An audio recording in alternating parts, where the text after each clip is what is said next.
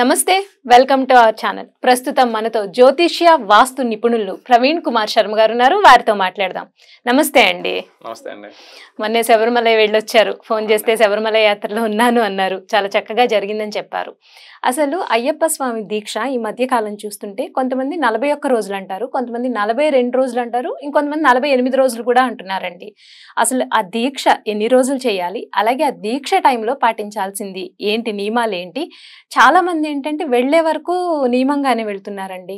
వచ్చేసేటప్పుడు ఆ బట్టలు అక్కడే వదిలేసి మళ్ళీ వెంటనే రిటర్న్లోనే ఆ కొండ దిగంగానే మద్య మాంసాలు సేవించడం, కొన్ని రకాల తప్పులు అవన్నీ చేస్తున్నారు అని విన్నాము. చాలా న్యూస్ కూడా చూస్తూ ఉన్నాము. సో అసలు దీక్ష అంటే ఏంటి, ఎందుకు తీసుకుంటారు, అయ్యప్ప స్వామి దీక్ష ఎలా తీసుకుని దాని విధి విధానాలు పాటించడం వల్ల ఆ స్వామి వారి దీక్ష తీసుకున్నాం మనం ఈ అన్న ఒక తృప్తి మనకుంటుంది. స్వామి శరణం అయ్యప్ప. మనకి మండల దీక్ష అంటే 40 రోజులు లేదా 41 రోజు. ఈ 48 రోజులు అనేది భార్యతో సహితంగా చేసేవి మండల దీక్ష. అది వేరు ఉంటుంది అనమాట. భార్యతో కలిసి కొన్ని వ్రతాలు లేదా కొన్ని దీక్షలు చేసే ఉంటాయి. చేసినప్పుడు ఈ 41 రోజులు కాకుండా వారి మధ్యలో ఈ 40 రోజులు అడ్డొస్తుంది 3 రోజులు. ఆ 3 రోజులు తీసేస్తే భార్యతో సహితంగా చేస్తే 5 రోజులు ఉంటుంది అనమాట. ఈ 5 రోజులు కాకుండా అప్పటికి 45 రోజులు అవుతుంది. ఈ 5 రోజులు కాకుండా ఇంకా 3 రోజులు బ్లీడింగ్ అవ్వటం కానీ అట్లాంటి సంథింగ్ ఏదైనా జరిగితే, ఈ ఆరోగ్యం బాగుండకనో ఏదైనా జరిగితే దానికి 48 రోజులు అనమాట. పురుషులు దీక్ష చేసేటప్పుడు 40 రోజుల దీక్ష తీసుకొని 41వ రోజు ఇరుముడు కట్టుకొని యాత్రకి బయలుదేరచ్చు అనమాట. అయితే సరే, 41 రోజులు చెప్పారు మీరు. అంటే ఆ 41 రోజులు ఎటువంటి నియమాలు పాటించాలి అంటే మీరు చెప్పండి.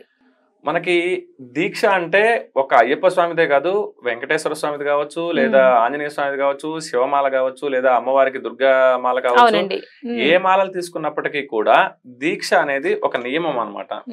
ఉదయాన్నే సూర్యోదయ పూర్వమే నిద్ర లేవటం, అంటే సూర్యుడు రాకముందే నిద్ర లేచి స్నానాదులన్నీ కూడా పూర్తి చేసుకొని పూజ చేసుకొని ఉండాలన్నమాట. అది మొదటి నియమం. తర్వాత భూశయనం, భూమి మీద అంటే చాప వేసుకొని పడుకోవటం. భూశయనం అంటే ఇక భార్యాభర్తలు ఇద్దరు కలవరు, అది దాని గురించి ప్రత్యేకంగా చెప్పనవసరం లేదు. భూశయనం అంటే అది సరిపోతుంది. దాని తర్వాత అల్పాహారం మితంగా తీసుకోవాలి. దీక్షలో ఉన్నప్పుడు మితంగా ఆహారం తీసుకొని తర్వాత ఆ వ్యక్తుల వృత్తి ఏదైతే ఉంటుందో, ఏ వృత్తి అయినా కానీ తను చేసుకుంటూ వెళ్ళిపోవచ్చు అనమాట. ముఖ్యంగా అయితే సూర్యోదయాన్ని ముందే నిద్ర లేవటం, స్నానాదులన్నీ చేసుకొని పూజ చేసుకోవటం ముఖ్యం. పూజ తర్వాత మన చేసే వృత్తిని బట్టి అల్పాహారం తీసుకొని వృత్తికి వెళ్ళిపోవచ్చు. అయితే నేను విన్నది, మీరు ఇప్పుడు చెప్పినట్టు వెంకటేశ్వర స్వామి దీక్ష లేకపోతే అమ్మవారి దీక్ష, వాటికన్నా కూడా అయ్యప్ప స్వామి వారి దీక్ష చాలా కఠిన నియమాలు పాటించాలి అనేది విన్నాను. నిజంగానే ఆ కఠిన నియమాలు పాటించాలా? కఠినంగా ఉంటాయండి నియమాలు? మనకి ఇప్పుడు ఈ దీక్ష గురించి అయ్యప్ప స్వామి గురించే ఎక్కువ మాట్లాడుకుంటున్నారు కాబట్టి ఆ కఠిన దీక్షలని కఠిన నియమాలని అనుకుంటూ ఉంటాం. కానీ ప్రతి దేవతకి ఇదే విధంగా ఉంటాయి. కాకపోతే వీటి గురించి మనం మాట్లాడుకోవటం తక్కువ. అలాగనే వీటి మాలలు దీక్షలు తీసుకోవటం చాలా తక్కువగా ఉంటుంది. ఒక సీజన్ వచ్చిందంటే అయ్యప్ప స్వామిదే దగ్గర కొన్ని లక్షల్లో దీక్ష తీసుకొని శబరిమలకు వెళ్తూ ఉంటారు. ఈ ఆంజనేయ స్వామిది కానీ లేదా వెంకటేశ్వర స్వామిది ఈ కొంచెం తక్కువగా ఉంటాయి అనమాట. కాబట్టి దాని గురించి పెద్దగా శ్రద్ధ పెట్టం వాటి మీద. దీక్ష అనేది ఏదైనా కానీ భూశయనం, అలాగనే ఏకభక్తం, అలాగనే సాత్విక ఆహారం ఇట్లాంటివన్నీ కూడా ఉంటూ ఉంటాయి అనమాట. అది అలాగనే అయ్యప్ప స్వామి దీక్షకు వచ్చేసరికి బ్రహ్మచర్యం, అలాగనే భూశయనం, ఈ ఏకభక్తం ఇవన్నీ కూడా. అలాగనే వీటికి ప్రత్యేకంగా చెప్పుకోవాలి అంటే అయ్యప్ప స్వామి శనైశ్వరుడికి మాటిస్తాడు. ఎందుకు అంటే నల్ల బట్టలు కట్టుకోవాలి అని చెప్పి. ఈ నల్ల వస్త్రాలు ఎందుకు ధరించాలి అంటే శనికి ప్రీతి అయినది ఏంటి? నల్ల వస్త్రాలు, నలుపు.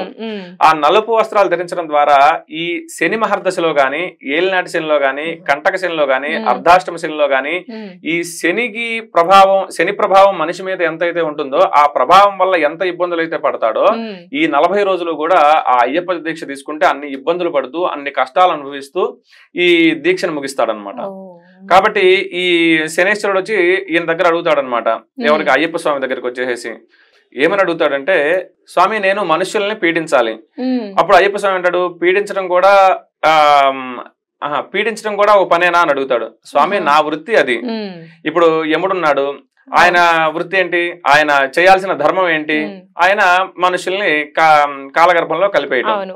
అలాగనే ఈయన కూడా నా వృత్తి ఏంటంటే, నేను చేసే పని ఏంటంటే నేను మనుషుల్ని పీడించడం అన్నమాట.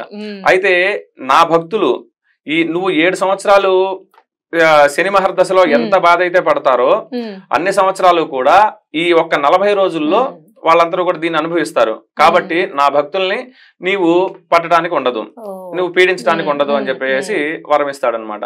కాబట్టి అయ్యప్ప భక్తులందరూ కూడా నల్ల వస్త్రాలే ధరించాలి. ఇప్పుడు కొంతమంది గురుస్వాములు వేరే రంగు వస్త్రాలు గాని వేరేవి గాని ధరిస్తూ ఉంటారు, అవేవి ధరించడానికి వీల్లేదు. అంటే శాస్త్రంలో కాకపోతే ఆయన నియమాల్లో ఎక్కడా చెప్పలేదు నేను గురుస్వామిని లేదా నేను కాషాయ వస్త్రాలు ధరిస్తాను లేదా వేరే వస్త్రాలు ధరిస్తానంటే కాదు.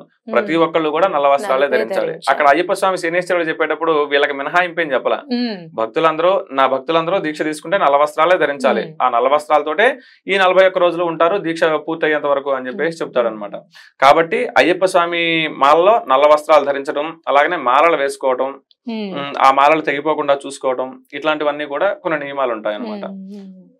అయితే ఇప్పుడు మీరు అన్నారు కదా ఏది నట్స్ అని కంటక్స్ అని ఇలా ఆ గ్రహ దోషంతో శని దోషంతో బాధపడేవాళ్ళు 41 రోజులు అయ్యప్ప స్వామి దీక్ష చేశారనుకోండి, నిజంగానే ఆ శనిగ్రహ బాధల నుంచి విముక్తి లభిస్తుందా? ఇప్పుడు మనం ఒక గ్రహానికి కానీ ఒక దేవుడికి కానీ ప్రీతికరమైన పనులు అంటే ఇష్టమైన పనులు చేస్తూ ఉన్నాం అనుకోండి, వాళ్ళ ద్వారా మనకి అనుగ్రహం వస్తుంది అనమాట. ఇప్పుడు శనేశ్వరుడికి నలుపు అంటే ఇష్టం కదా, ఈ 40 రోజులు నల్ల వస్త్రాల్లోనే ఉంటున్నాం, చెప్పులు వేసుకోం. శని మహర్దశ గాని శని ప్రభావం ద్వారా గాని అష్ట కష్టాలు పడతారు, చెప్పులు లేకుండా ఉంటాం, చెప్పులు లేకుండా నడుస్తాం. అది కొంతవరకు బాగానే ఉంటుంది. చలికాలం సిమెంట్ రోడ్డు కానివ్వండి, మట్టి రోడ్డు కానివ్వండి, కొండలెక్కడం కానివ్వండి, ఇవన్నీ కూడా నొప్పులు బాధకు సంబంధించింది. దాని తర్వాత నఖకేశ సంస్కారాలు ఉండవు, గోల్డ్ తీసుకోము, అలాగనే జుట్టు కత్తిరించుకోము, జుట్టు ఎక్కువగా పెరిగితే ఇబ్బంది, అలాగనే గోల్డ్ పెరగడం వల్ల మనకు గోల్డ్ మనకే గుచ్చుకుంటూ ఉంటాయి, అది బాధ. ఈ బాధలన్నీ కూడా ఈ దీక్షలోనే అనుభవిస్తాం అనమాట. కాబట్టి ఆ శనేశ్వరుడు విధించే బాధలన్నీ కూడా ఈ 40 రోజుల్లో అనుభవిస్తున్నాం. కాబట్టి ఈ శని అలాగే పాటించాల్సిన నియమాల గురించి చాలా చక్కగా వివరించారండి. ధన్యవాదాలు.